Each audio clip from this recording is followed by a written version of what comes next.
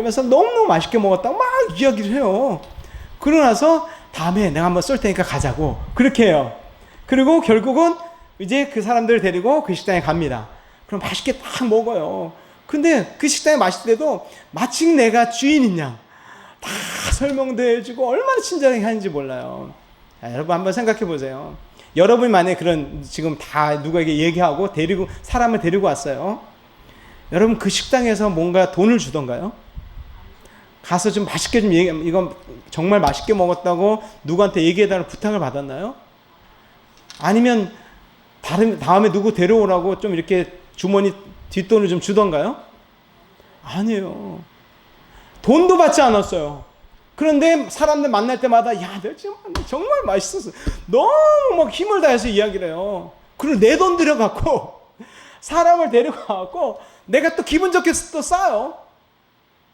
저는 성령 받은 사람이 이런 사람인지 믿으시길 바랍니다. 이걸 누가 시켜서가 아니야. 목사님이 전도해야 된다 해갖고 해서 되는 게 아닙니다. 훈련돼 갖고 되는 게 아닙니다. 근데 내가 성령을 만나면요, 하나님을 제대로 만나면 그게 된다니까요. 믿으십니까? 여러분 마태복음 13장에 보면 천국에 대한 비유들이 쭉 나와요. 그 중에 저는 참 감동되는 이야기가 밭에 감추인 보화예요. 밭에 감추인 그 보화. 밭에 감추인 그 보화를 발견한 사람이 누구한테는 얘기하지 못하고, 그리고 거기 보면 마침내 그 밭을 사잖아요. 찬송 그 애들 찬양 마침내 그 밭을 살고 말 거야 막 이러거든요. 그 밭을 사기 위해서 돈을 모으고 그리고 그것을 취하잖아요.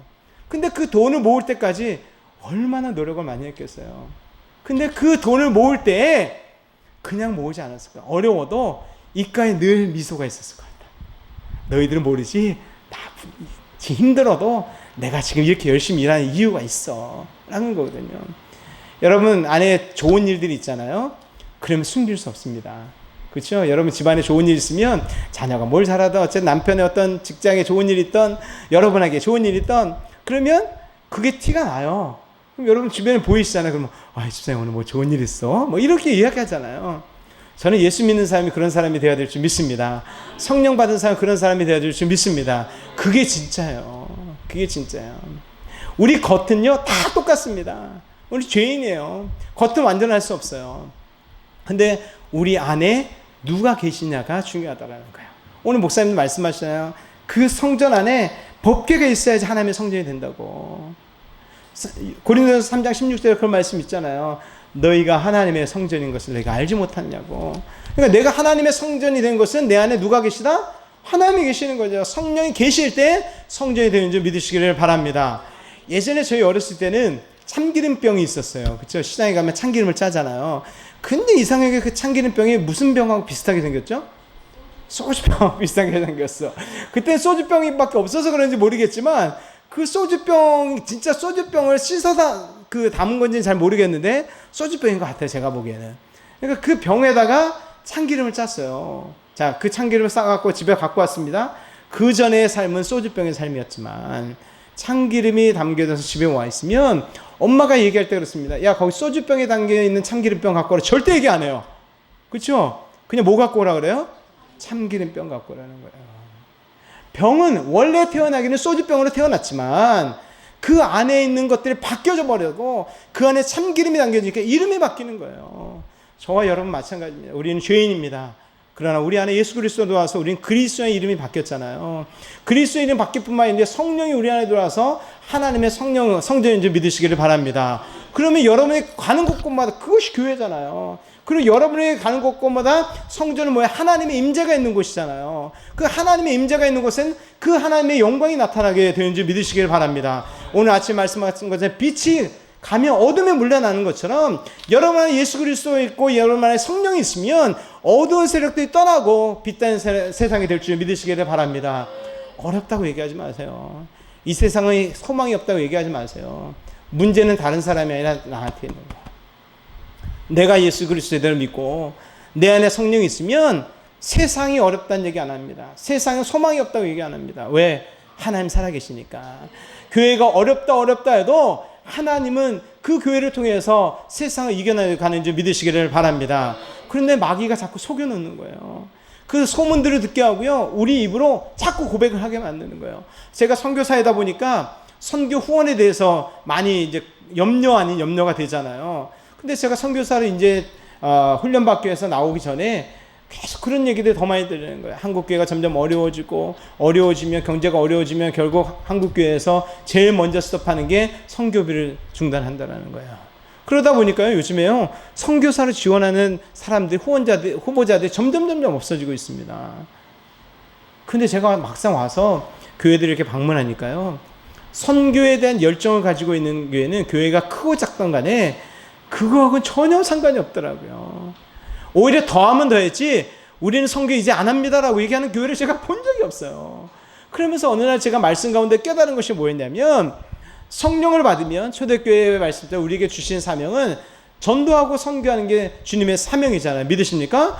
그러니까 주님의 사명이기 때문에 전도하고 선교를 하는 건데, 그것이 와전이 돼서 보니까 어느 교회는 선교를 하니까 그 교회가 성장하더라고 된 거예요.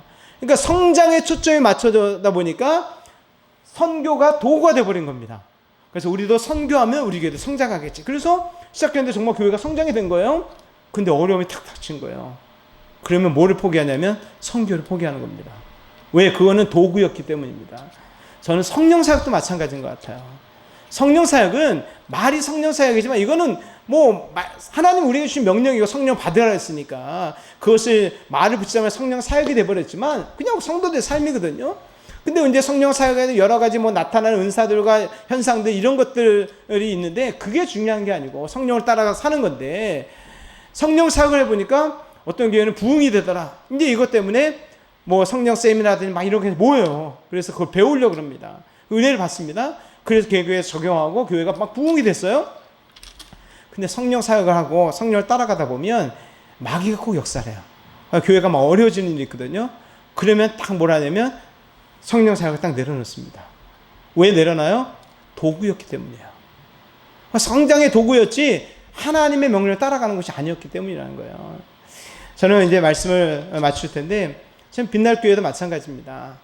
오늘 모든 교회의 사명은 전도입니다. 그렇죠? 영혼 구원입니다.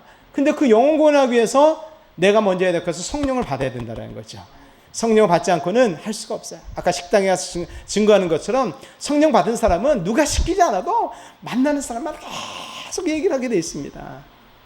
저는 이 빛날교회 통해서 이 지역뿐만 아니라 한국과 또한 세계 선교가 일어나는 교회가 되기를 주님의 이름으로 축원합니다.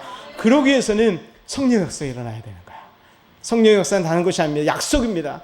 아버지 약속을 믿는 거예요. 우리 약속을 안 믿잖아요.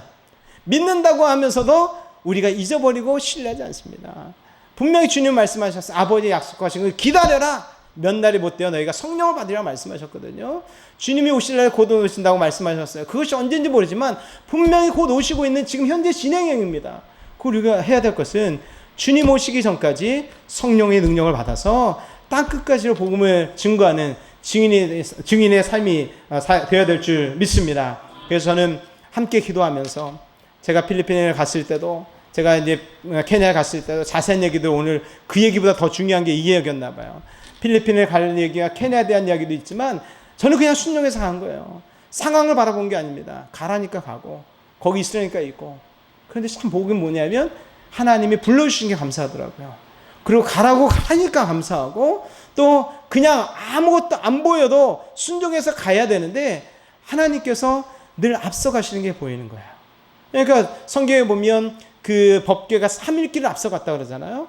그러니까 늘 성령께서 저보다 앞서가셔서 다 길을 개척해 놓으시고 준비시켜 주시고 이것을 늘 경험하고 사니까 안 갈 수가 없는 거예요. 왜? 그분이 함께 하시고 있기 때문인지 믿습니다. 저는 빛날교회 모든 성도님들이 우리 정 목사님을 중심으로 해서 온 교회 성도들이 다른 데 목숨을 거는 것이 아니라 주님께서 주신 그 사명에 목숨을 걸고 성령의 능력을 받아서 그 사명을 잘 감당하는 교회가 되시기를 주님의 이름으로 축원합니다.